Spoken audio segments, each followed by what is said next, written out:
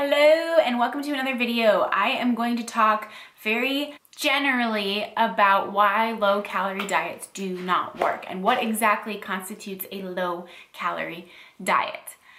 This is something that I'm asked so commonly. I'm gonna pick on women, but men do it too. Women will come to me and we'll be talking about their goals and they will outline a current eating plan that they've been on. And typically it's a very low calorie or low carb or low fat or low something, very, very low. And almost always these women have said, well, when I first started it was working and now I seem to have plateaued. So I need your help. I don't know what I'm doing wrong. I'm not necessarily doing anything wrong, because in order to lose weight, we know that we have to be at a caloric deficit. That means that we have to be expending more energy than we are taking in. As long as we're eating less and moving more, we should lose weight. But I'm here to tell you that there is a point at which low calorie diets cease to work and you actually end up causing more damage.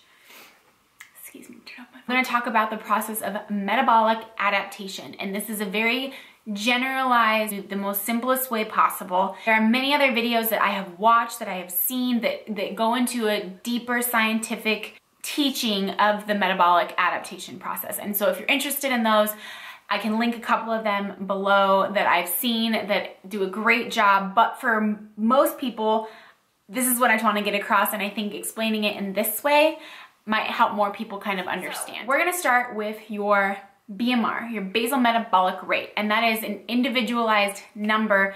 You can find them on a million different calculators online. They do more accurate, not even accurate testing. They could be accurate testing at some of like the bod pod, the DEXA scans, anything where you go in and you can get tested for your basal metabolic rate. But generally speaking, the calculators online get you in the ballpark.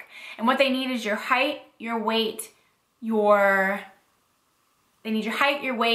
age, and your gender. If you know your body fat percentage, that's even better, and you plug that in and get a more, roughly a ballpark range of what your BMR is.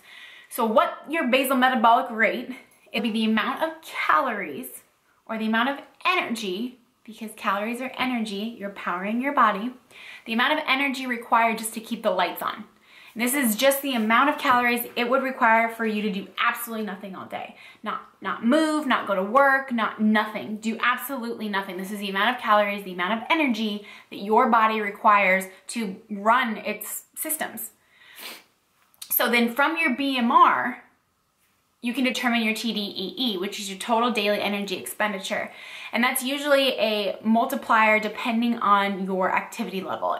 That range from sedentary, where basically you sit at a desk all day, you get in your car, you go home, you sit, you go to bed, you get up, you sit, you drive. Very sedentary, all the way up to training athlete activity level.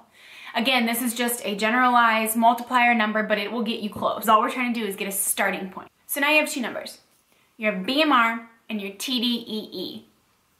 Your BMR is baseline. That's the minimum amount of calories you need. You should never go below this number, and I'll explain more in a second. Never go below this number. Now your TDEE is the amount of calories that you're expending through your activity. So theoretically, if you were to hit this number, you would maintain your weight, because that's the amount of calories that you're expending every single day. So if you were to eat that much, the energy balance is level. If you wanted to lose weight, then you would subtract from your TDEE. And if you wanted to gain, you need to make sure that you're eating more than you're expending, so you'd go above your TDEE. Again, very, very simplistic explanation here. What tends to happen though is, if we're starting at maintenance, I'm starting at my TDEE and I want to lose weight, I'm going to decrease my calories from my TDEE. And depending upon the person, the individual, where you're at, how much weight you're trying to lose, let's say that I want to decrease my calories by 250 a day. That's where I'm gonna start. So I would decrease it from my total daily energy expenditure. That's where I'm gonna start from. So now I've decreased it down to here. So my body is still functioning like it's burning this many calories. I decrease it down to here. In theory, I should be losing weight.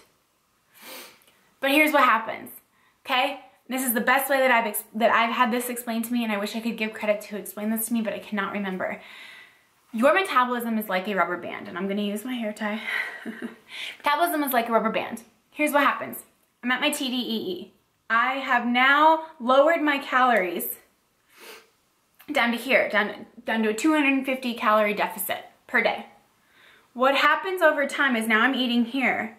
My metabolism is still operating up here. So in that time period, I'm losing weight. But eventually, my metabolism starts to adapt to this level of intake. And look what happens. My metabolism lowers back to this level. So now this is my TDEE.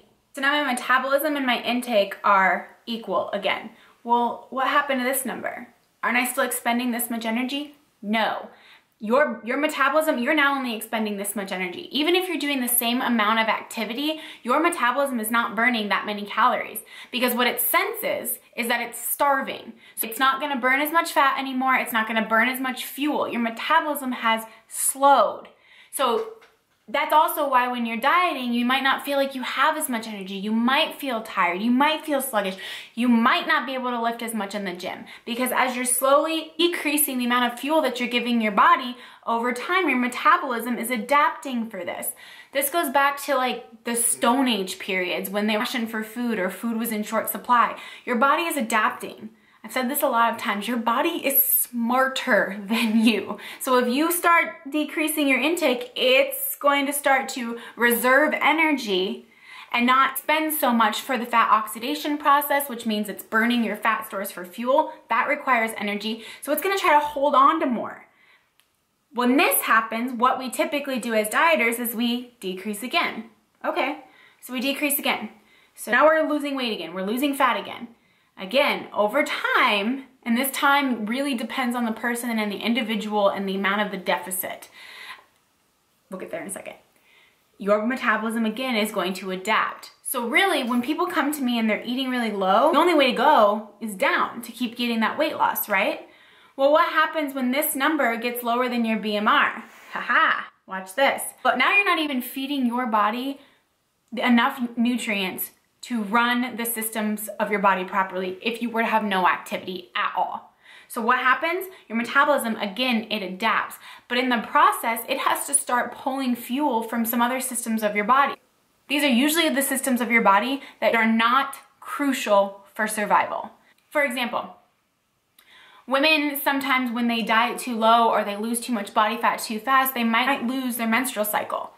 The menstrual cycle is not necessary to survival. We don't need it to survive. We need our heart to be working, we need our lungs to be working properly. So the energy that would be going to power our menstrual cycle now needs to be allotted somewhere else because we're not feeding our body enough. And unfortunately for us, one of these systems of our body that is not crucial for survival is our fat burning process. So our body's not gonna burn any more fat. It's not gonna burn any more fat, it's gonna hold on to those stores. Kind of like you save up in the winter or hibernating animals, it's gonna hold on to those as emergency sources of fuel. So if you continue to eat down here for so long, your body's actually gonna start attacking other places for fuel. And it's more often than not, it's coming from your muscle mass. Your muscle mass is readily available, it's muscle catabolism. So your body is attacking your muscles, your body fat percentage could be increasing even if your weight is not increasing. I go back to understanding what happened when I had my eating disorder. I looked very, very, very skinny because I had lost weight, but I also had a lot of higher percentage of body fat because my body had started to catabolize on my muscle and eat that for fuel. So now your metabolism's way down here. Well, guess what happens when you decide to go out on the weekends? Your body's used to burning, let's say I'm below my BMR at 1,200 calories. That's where my metabolism is. I try to eat even 1,500 calories, boom, I'm at a surplus. That's now a surplus. But up here at my TDEE, I was maintaining, I was doing great. That's now a huge surplus.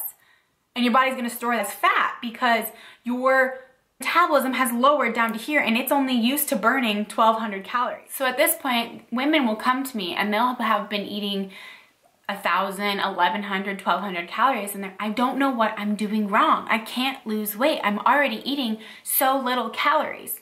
Well, what I would tell them is we either go down, again, But now we're compromising your overall health. And that's something me as a coach, I won't do.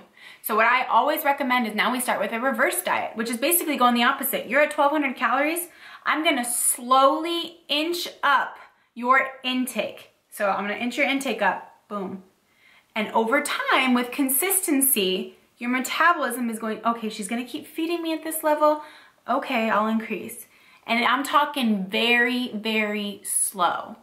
This is a process that takes, guys, it can take years depending upon how severe really damage your metabolism is.